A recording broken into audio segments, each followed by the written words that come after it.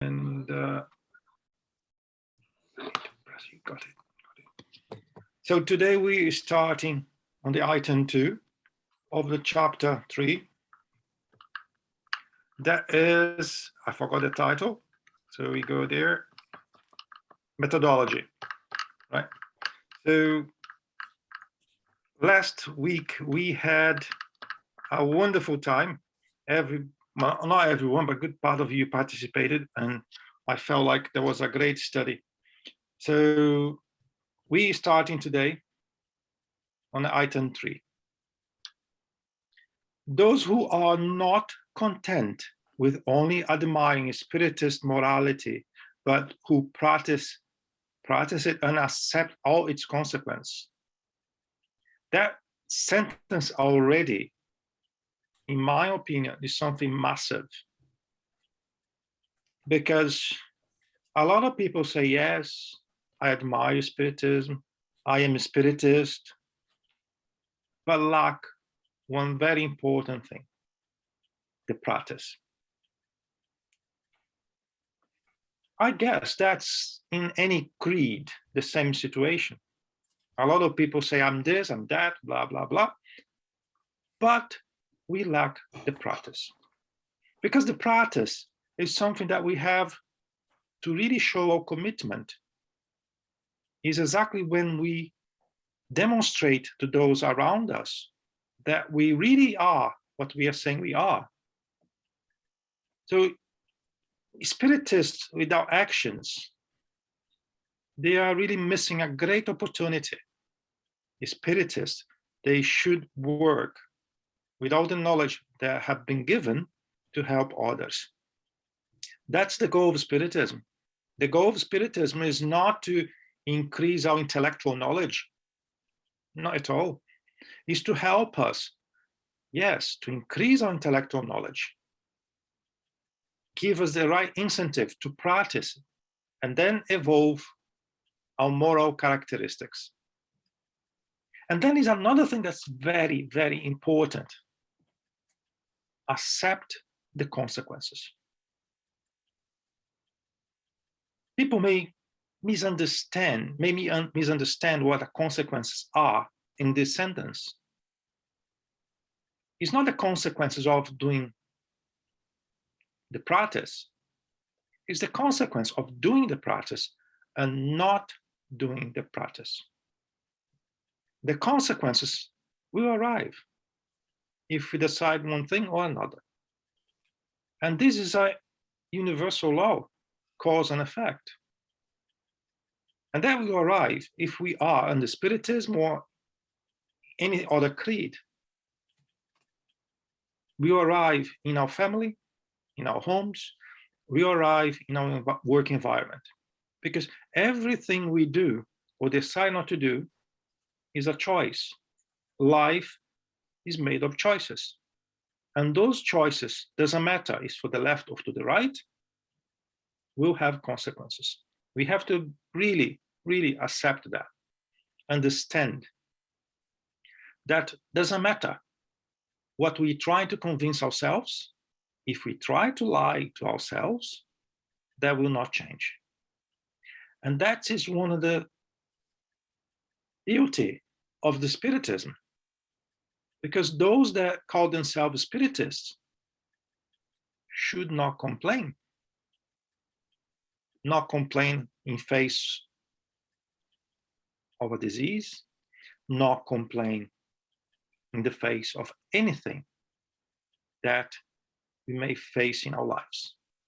Because if we truly understand the meaning of the consequences of our choices, we cannot complain. It's just a result of what we have chosen. Since they are convinced that early existence is only a temporal trial, they try to take advantage of such a brief moment to advance on the path of progress. That is also something very important. Why I'm saying that? I heard a lot people saying, I'm too young for that. I will start to think about spirits, about God, when I'm retired. And when I'm retired, well, it's time to enjoy a bit the life. You know, I'm going to the beach, I'm going to travel, I'm going to the mountains, I'm going to travel around the world. When I'm tired of travel around the world, then I will dedicate a bit of my time to God, to Spiritism, to anything. We may not have the opportunity. We may not have the opportunity.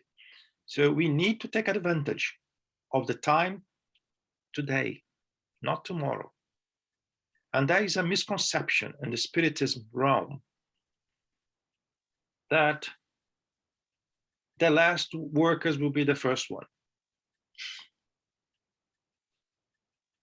The last one will be considered as the first one in the God of the Almighty, on the eyes of the Almighty. But we know that it does not make sense to leave things for the last minute. Because when we come to, let's say, to an evaluation, if we're going to get the lift up or the lift down, what we have done will have a weight and will balance the scale that will decide if we're going up or if we're going down. So do not waste time thinking this is not time. Time is not tomorrow, time is today. We do not know what tomorrow holds for us. The only one that can lead to them to a higher position in the spiritual world. So that makes very clear. Everyone wants to go to Astral City. Everyone wants, when passed away, want to be in a nice place. Everyone wants to be surrounded by friends. And the only true thing I said here is that we all will be surrounded by friends. But I'm not saying what type of friends they will be. The type of friends will be driven by our choices. So yes, when we pass away, we will be surrounded by friends. That is a true thing. But if I'm not doing the right thing, do you know which friends they will be? Will be friends that are commensurated to what you like to do, to what you are, what we are, right? Endeavoring to do good and subdue the evil tendencies. Another important thing. We are not perfect, none of us. Despite that we may do our best to do good, we always have something inside that need to be worked. None of us are perfect, otherwise we wouldn't be here. So we may do a life of good things, and in the last minute, we may screw up everything we did. Let me give a weird example here. We work in the Spiritism for 70 years, all my life. I'm the best Spiritist in the world. A week before my death, something happens in my house. A burglar broke into my house, and my instinct was to get a gun and shoot him. I did that to protect myself. Nevertheless, I killed someone.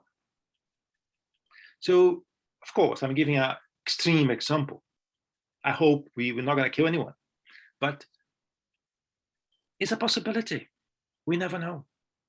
So we have to watch everything we do every time until the last moment. Friendship with them is always safe, for their firmness of conviction keeps them from all thoughts of evil. Charity is the rule of conduct among them. These are true Spiritists, or better still, Christian Spiritists. So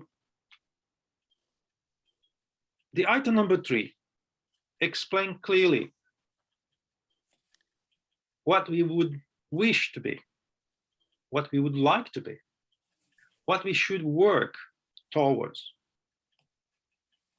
So let's study. Yes, wonderful. But let's practice. And that word used here, charity. He's talking about moral charity.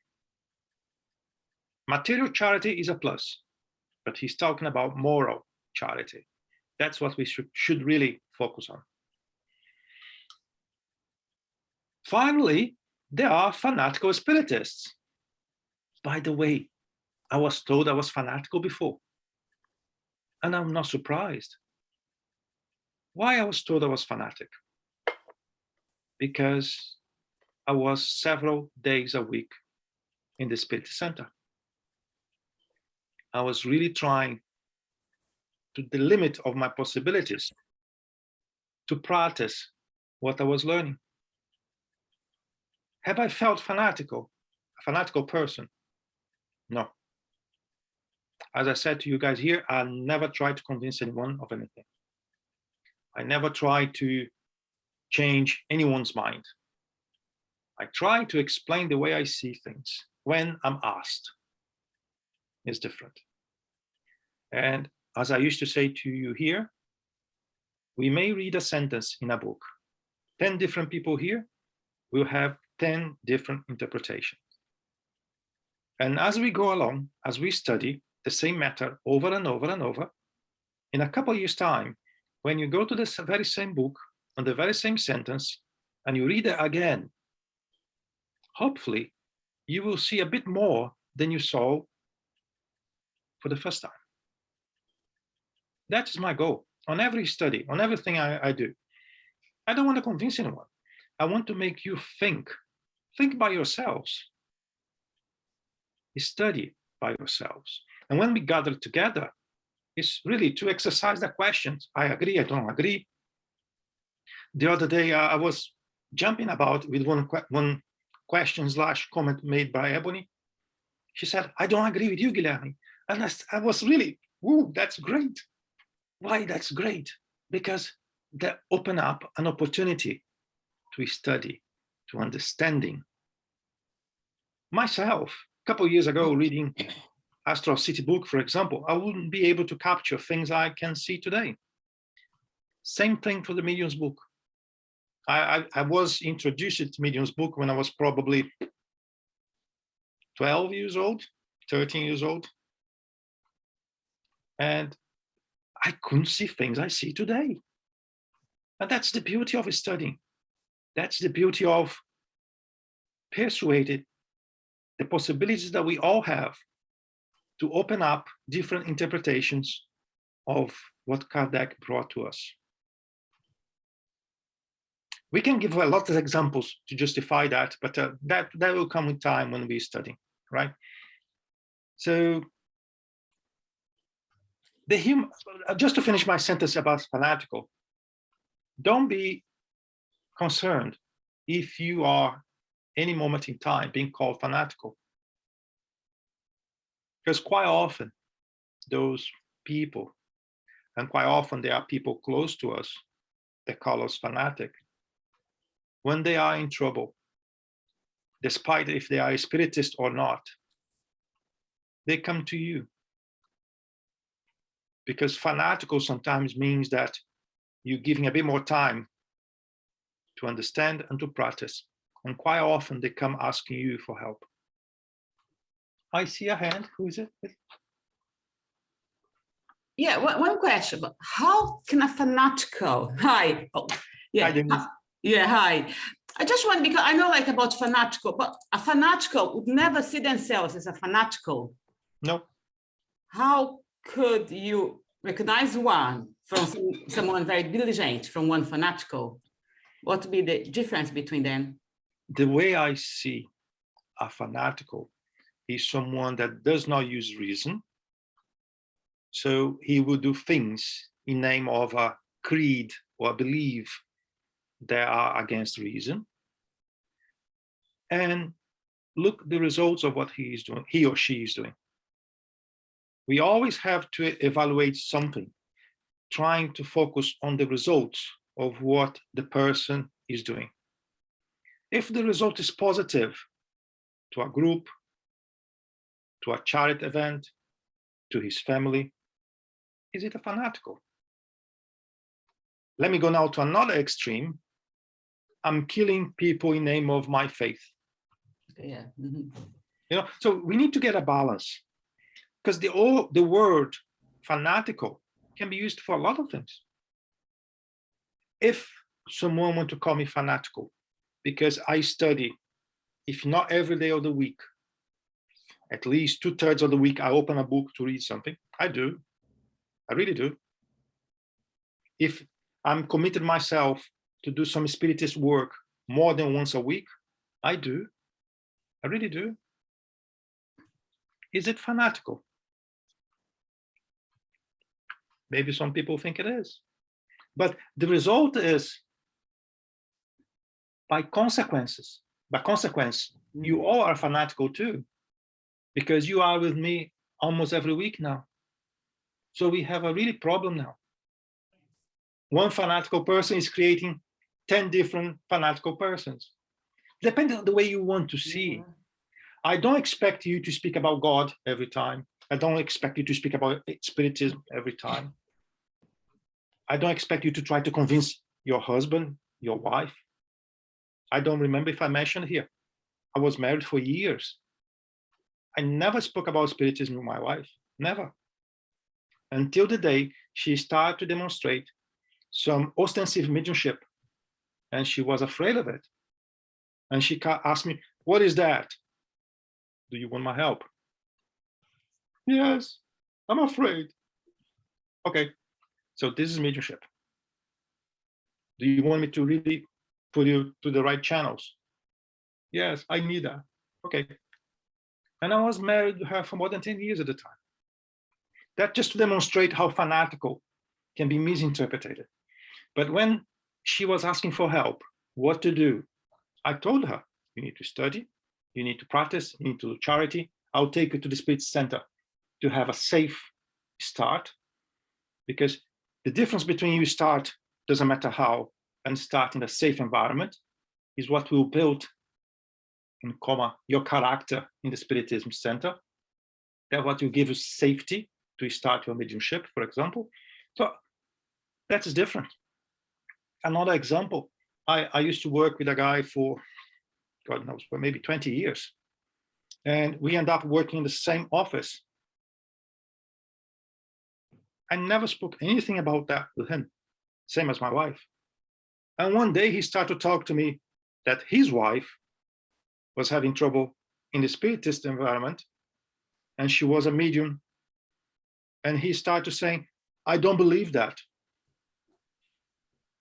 So why are you talking to me about that then? Well, I don't know. Okay, fair enough. You don't believe? Good for you. And he carried on. I don't believe she does. I accept you don't believe. That's fine. I'm happy with that. But that was not what he was trying to. He was trying to open up a line of communication to have assistance. Despite that, I just said, okay, good for you. You don't believe? Good for you. That was not sufficient to him. And then he started making questions. As he was a non-believer, let's say, and I knew he was more like into the science part of things because of our work, I gave one book to him. Read this book. After you read this book, if you want, then we can talk. Because that book would give him the help already he needed for that particular moment. Today, he became a fanatic, if you like. You know, he goes to the Spirit Center once or twice a week with his wife and so on.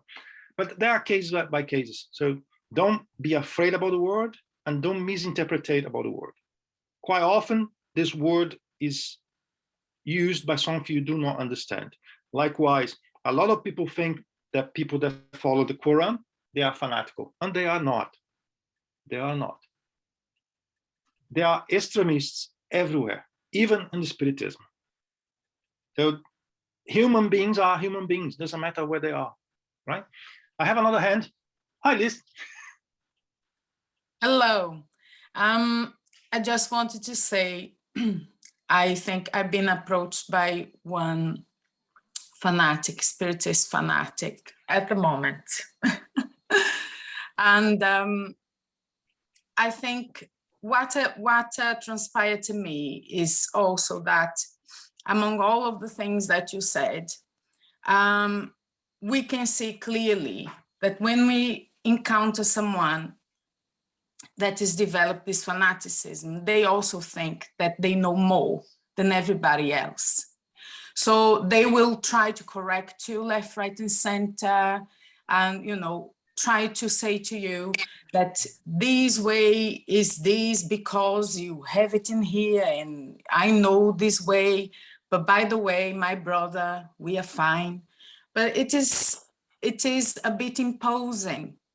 And that is what I've been encountering at the moment. And I just, you know, saying thank you for the information, But I think at some point, we also have to ask ourselves if we feel that way, so we can be vigilant on ourselves as well. When we talk to someone about anything, are we going to talk in a way that it feels to us, you know, I know more than you, I have to tell you this, you have to correct this. So if we have these things in our heads, we need to kind of say, uh-oh, let's reflect a little bit here. I think what you said is very important, very important. And it brought me good memories because we had a discussion in a face-to-face study a couple of years ago. And how do you know you're right? I never said I'm right. I'm saying the way I see things based in what I was exposed and what I study. I'm not saying I'm right. I cannot say that because truth is only one. What is truth? Is amalgamation of one human being perception, exposure, and creed. And then he created his own truth. But what was true 100 years ago, let's say in science, is not true today. We still have people that think Earth is flat, but science has proved it's not. If he wants to believe it's flat, so be it. His problem, her problem. But science is saying otherwise. So even my interpretation today of something, I really hope that in 10 years' time will be different. Because that's why I'm studying for, to evolve, to create new possibilities. That's why I always push everyone to make questions.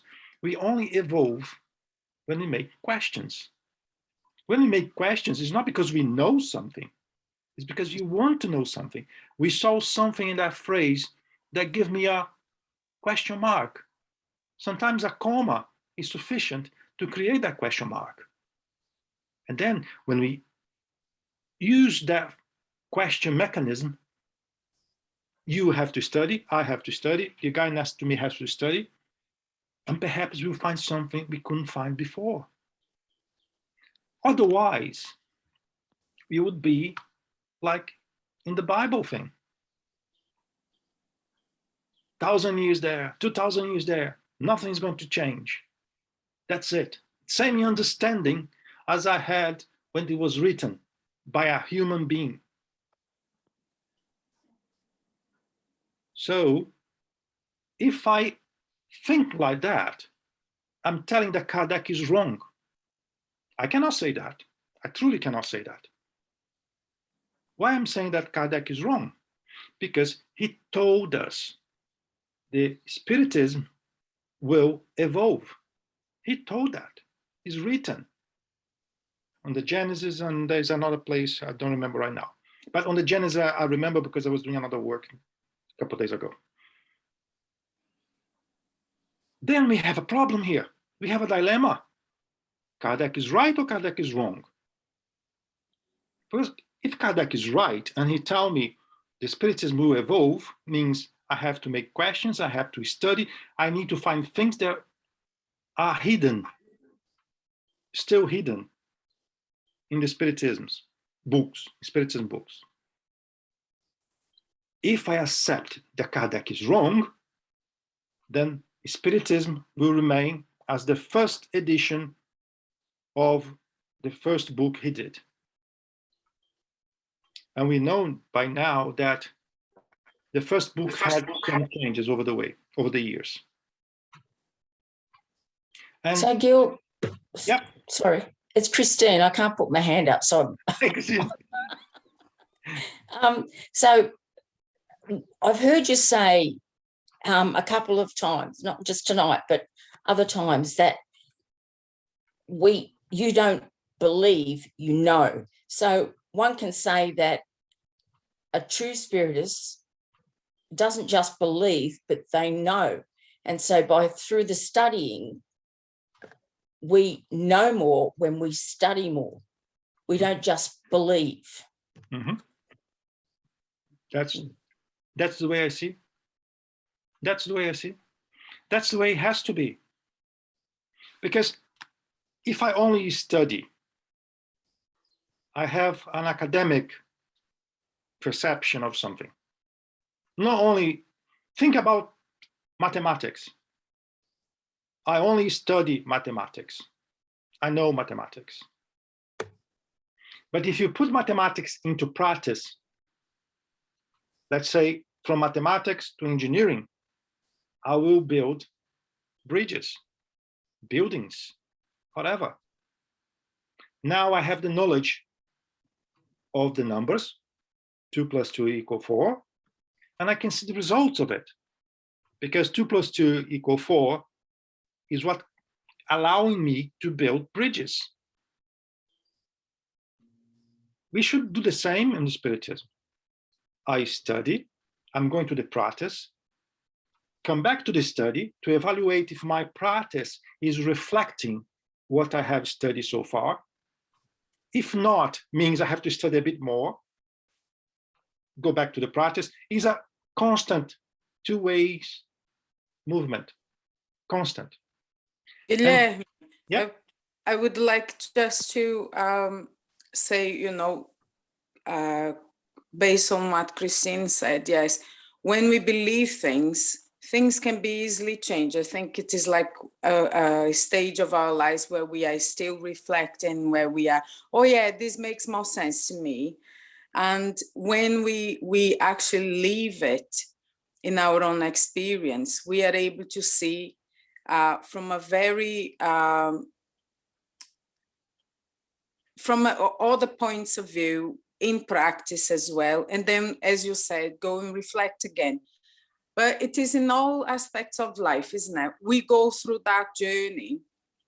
And then when we really know something, we feel it. So now I know this thing because I have such a, I know I put it in practice. I've done it many times, and we are having the same results more or less. And then this is actually being, by me putting in practice again, it is kind of giving that same benefit. And, or if you learn with pain, you know you can't go there because you know what, doesn't matter what you do, it is going to have the same painful result. So it is very important for us to understand and that we are all in this journey to learn, to know things and have that knowledge acquired, not only to have information installed in us, but the knowledge of knowing in practice in our own skin. And this is what is Spiritism. One of the things we always say in our group in Cardiff is, comment how great the knowledge in Spiritism give to us, and also this openness to go and search elsewhere and make our judgments, because I have this brother saying to me I'm doing wrong things with Spiritism knowledge, but in Spiritism, we know when we are encouraged to respect each one's path, because it is down to the individual to have that development. No one can do this for other person, and it is you yourself. And I think Spiritism is very clear that we must respect the level of development that everyone is at, because we understand that we are always going forward. And at some point, maybe that person is going to go ahead of us one day, or it doesn't matter, but everyone is going to arrive at the same point in their own time, in their own way, with their own learning individually. Mm-hmm. That's right. There is a safe way to evolve what we know, what we study. Kardec says that through facts, through a thorough analysis of facts, and that means not only just one event, right? You need to spend time, you need to create a routine of analysis. And if on the end of this analysis, you come to a conclusion that something will add to the existing knowledge, he's in favor of it. But then we have to spend a little bit more time studying, practicing, doing exercises, experiments to be able to do it. And something came to my mind when Lise was talking. I was facing a dilemma, because in the Spiritist Center back in Brazil, a lot of people used to come asking for help. And we had to help one family that the young children had a mediumship that was not listed in Kardec's book, on the medium's book, and it's still not, by the way. Nevertheless, it was a mediumship. So we had to work with spirits, asking them, what is that? You know, it's different, it's new. And they work with us. They explained to us. They told us how to help this young kid. He was 8 years old, I think, 8 to 9 years old. And as we are used to, we start to do some research to see if cannot only be happening here with us, someone else may have faced the same thing. A year down the road, we found 3 other events with the same type of mediumship, and it's not listed in the medium's book. It's not listed. Are you going to tell me that I'm fanatic? Are you going to tell me that I'm wrong? Are you going to tell me that I'm crazy? It's up to you. You can call me any name. I really don't care. But I know what we did. So with a thorough study, exercise, most of all, working with the spirits that we know for like 20 years now, working together, we realize that. So things will change. We love to say that we're going to a different type of world. We had a different type of generations coming and everything. Yes, and they are coming with a different mediumship too. And we have to learn that. We have to embrace it. Otherwise, they will find help elsewhere. And the help elsewhere could be using drugs. End up in some treatment institutions, because that was the next step for this kid, because no one would be able to fix him. Right? So we need to keep our spirit open to new possibilities of understanding, new possibilities that will come to us, but always using a safe base. What is a safe base? Kardec is a safe base. We have to use what he told us would work, what he told us how to proceed. Hi, MUNIR. Guilherme, hi everyone. Sorry for my voice. What came into my mind was something that Paul of Tarsus said in his letter to the Corinthians. He said that now I know in part, but one day I'll know in full. He meant that we have no conditions to know truth in its totality. We haven't developed enough. So whatever we know is in part. Not that it's wrong, but it's limited to the conditions that we have. And it's natural. The same thing is said, that the Spiritism will evolve. Not that what we do today and we study today is going to be wrong. No, we'll see that it was just limited. It was just the very beginning, and that will naturally expand. Because we have no condition to understand what enlightened spirits understand about the same phenomena.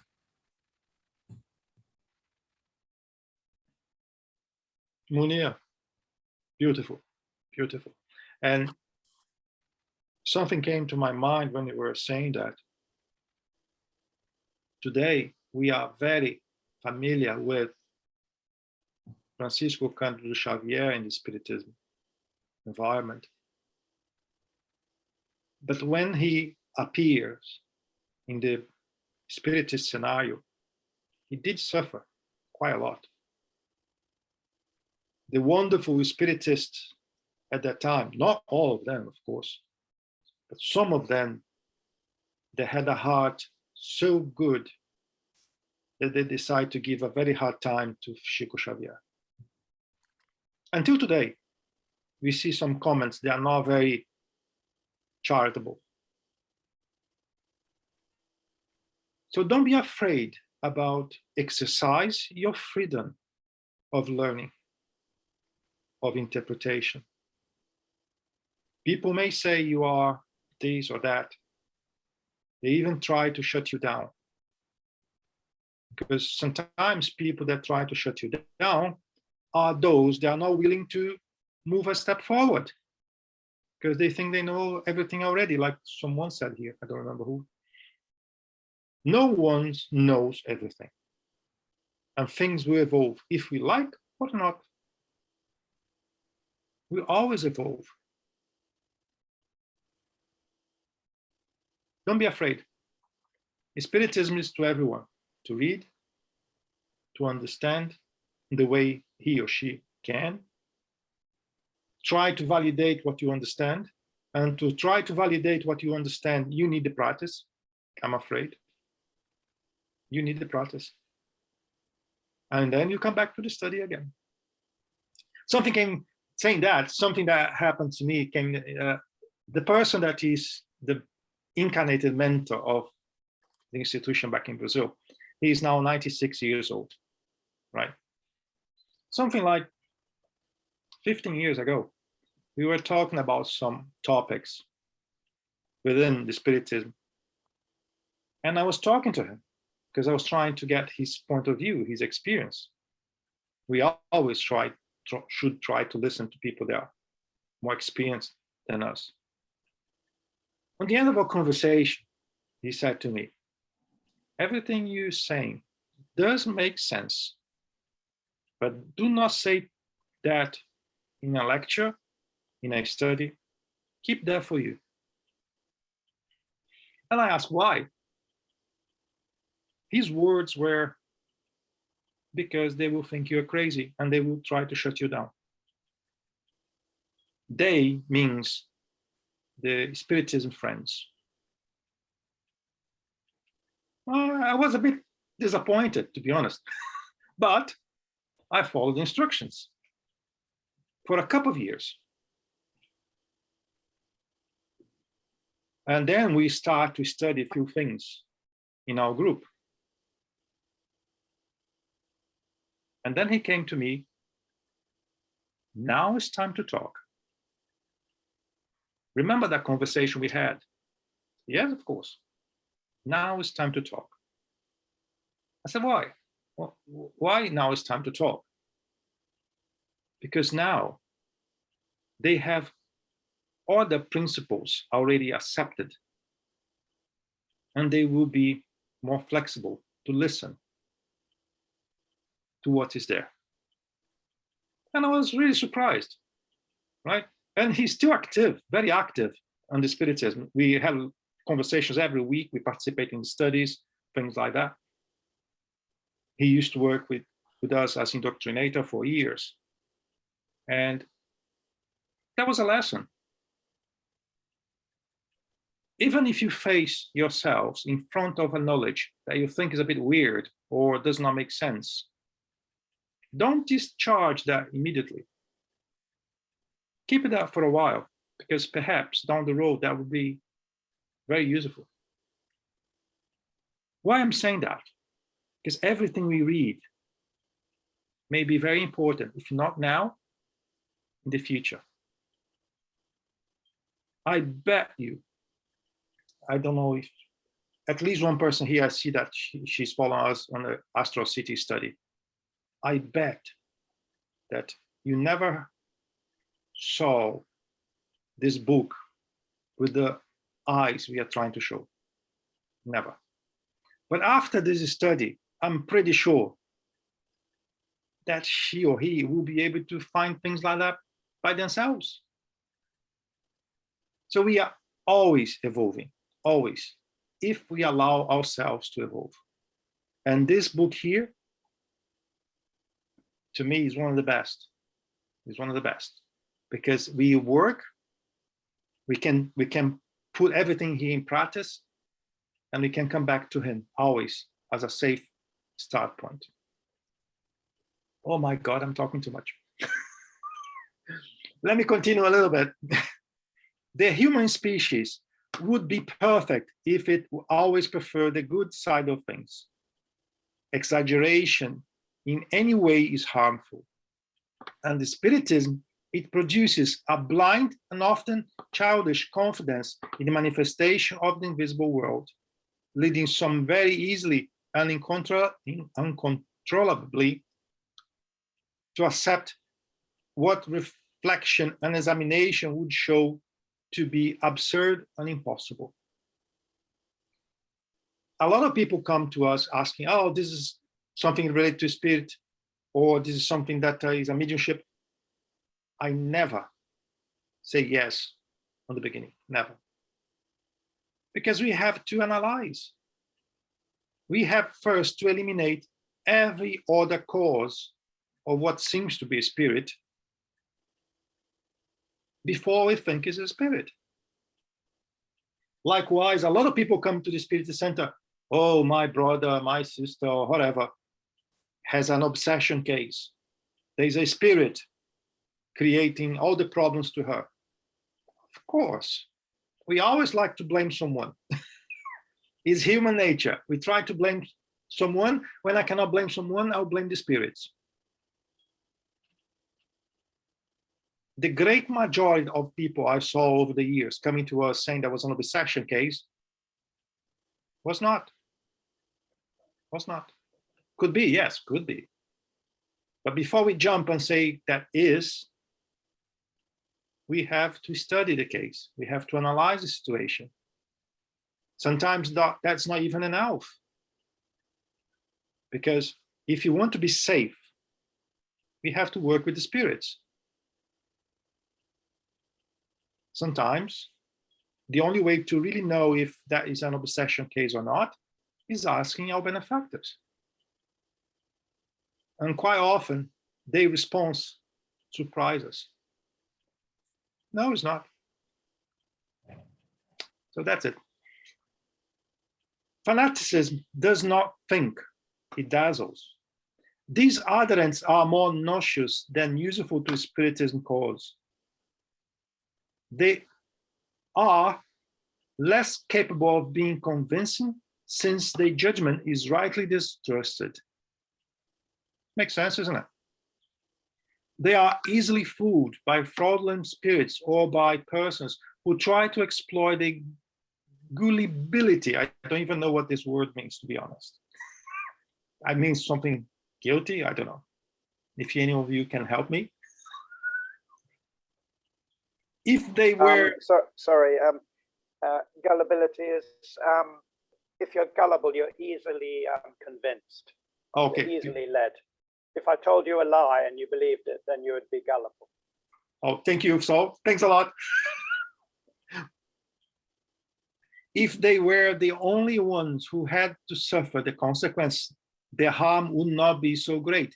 But the worst outcome is that, without meaning to do so, they provide disbelievers with more reasons to ridicule Spiritism than to be convinced by it. And they do not fail to impute to all the foolishness of a few.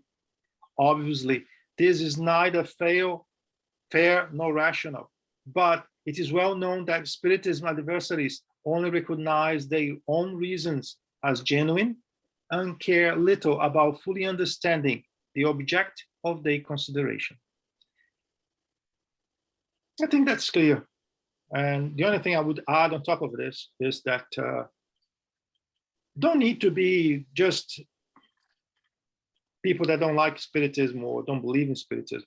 Even the Spiritists, they really believe in what they believe, and they really try to stick to it.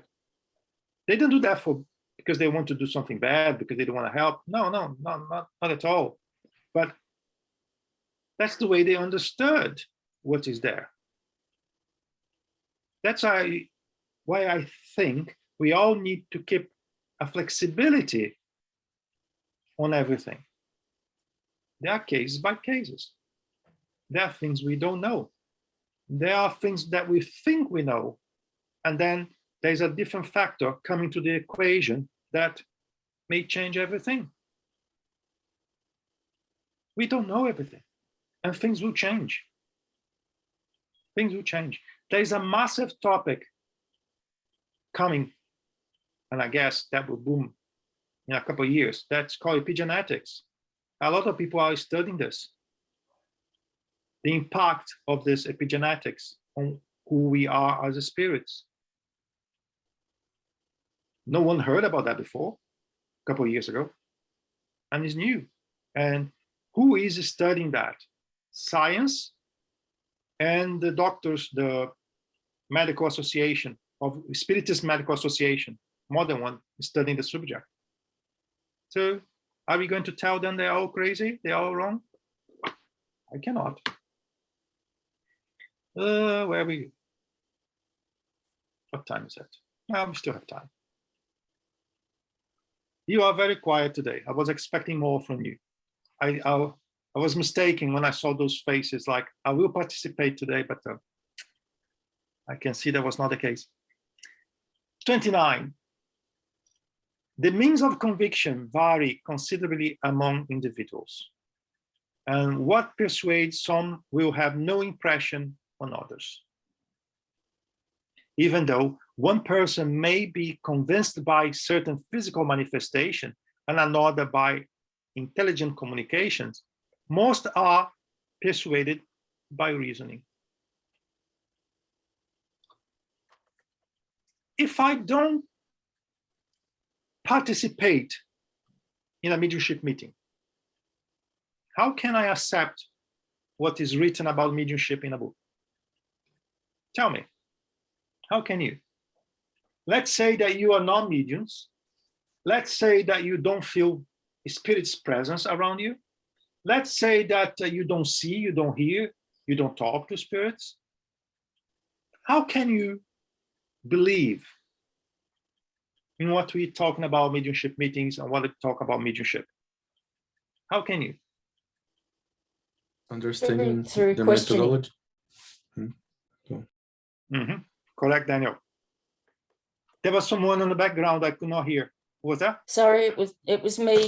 Yeah, I was just saying about reasoning. Everybody has a different interpretation of reasoning. What's reasonable to one person is not to another. So the more you study, and what how can I say it? What vein of mediumship you are will depend on what you see as reasonable. Yeah. And I will tell you something. Sometimes the people that have had the experience in face of a phenomena in a mediumship meeting or a materialization meeting, they still don't believe. They still don't believe. They saw in front of them. I don't remember if I mentioned on this study here, but I've worked in a medium for years. For years. She used to speak and she used to write for 10 years. One day she decided she did not believe. And that was it. She moved. She's gone. So reasoning is the key. Evaluating everything. And if you do have the possibility to go to the practice, and then you just will be able to compare what you believe, compare what you study with the real world. We could even say that for most of those who still cannot appreciate Spiritism through reason, the physical phenomena will have a little impact. The more extraordinary the phenomena in the way they seem to depart substantially from known laws, the more opposition they encounter. And for a very simple reason, we are naturally led to doubt anything that's not sanctioned by reason. Sanctioned by reason. All will consider then from their own point of view. I'll talk about that here in a few minutes. And offer their own individual explanation. The materialist attributes to them a purely physical cause or hoax. The ignorant or superstition person to a diabolical or supernatural cause. We spoke about that before. However, an explanation that is prepared beforehand has the effect of destroying preconceived ideas and showing at least the possibility, if not the entire reality, of the fact, which is thus comprehended before it seems. Before we move on, I would like to talk about point of view.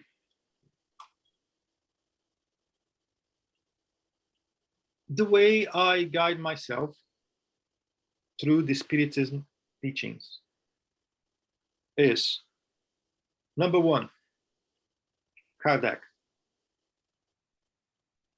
It's the safe base, it's a safe start, Kardec. Even Chico Xavier Benefactor says that if in any moment in time I say something that differs from what Kardec is saying, stick to Kardec. Ignore what I'm doing. If he did that, who am I not to do the same, you know?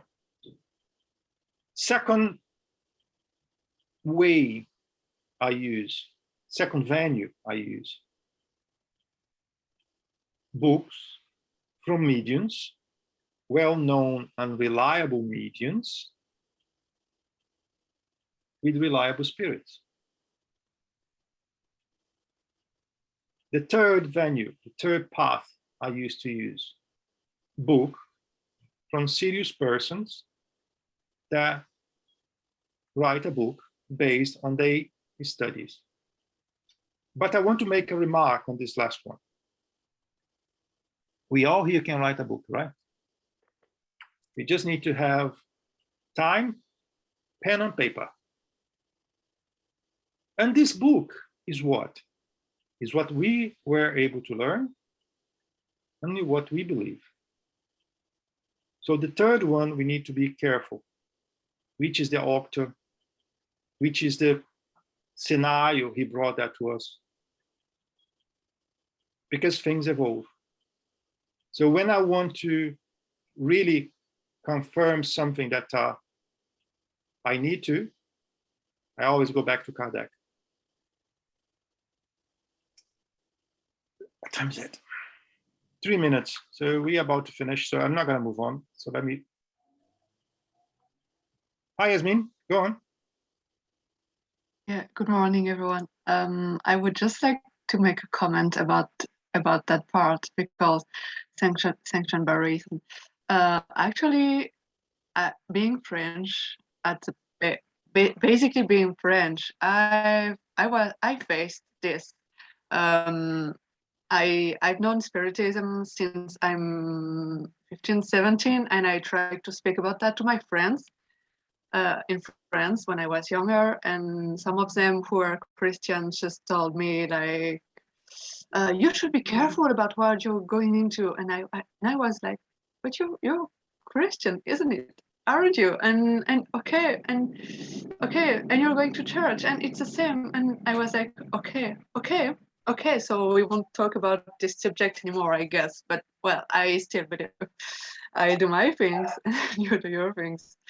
And on the opposite, I moved to Japan 1.5 years ago. And it's more surprising because here, like spirituality is everywhere. It's everywhere. You don't have to be forced to you don't have to feel ashamed to talk about spirits and gods and so on. And well, if Léon Denis wrote something about that in his book, Le Génie Celtique, about some fluidic current from the universe would have impact the earth in different ways. Well, I won't talk about this because it's another subject. But yeah, I think at that moment, especially in France in the 19th century, people are really, really like in a square. And even now it's really hard. And fortunately, Chico Xavier made a lot of work in Brazil, which helped a lot. But yeah, just to explain the big difference in French mentality, which is very, very scientific method based. Thank you. Sorry. That's very interesting, because we don't need to be spiritist to be spiritualized. And on the east, on the far east, the culture is way more spiritualized than we are on the west. And in France, in Brazil, England, it's always down to people. It's always down to people. Right? Sometimes they are even more spiritualized than we are, and they don't know they are. So that's very interesting. It is interesting to compare how we are today in the world, because I truly believe things are evolving, as always been, and now as always will be. But that is very good for today. So I hope to see you all next week. And I hope you all will have lots of questions because you will hear me saying that a lot. That's the best way we have to understand better what we think we understand. All right. See you all next week. Bye. Hey, bye-bye. Bye. Thank you. Bye. God No bless you. prayer? Love you all. We don't make a prayer at the end? No? Okay, I guess no. Okay, I'm sorry. Well, have a good day, everyone.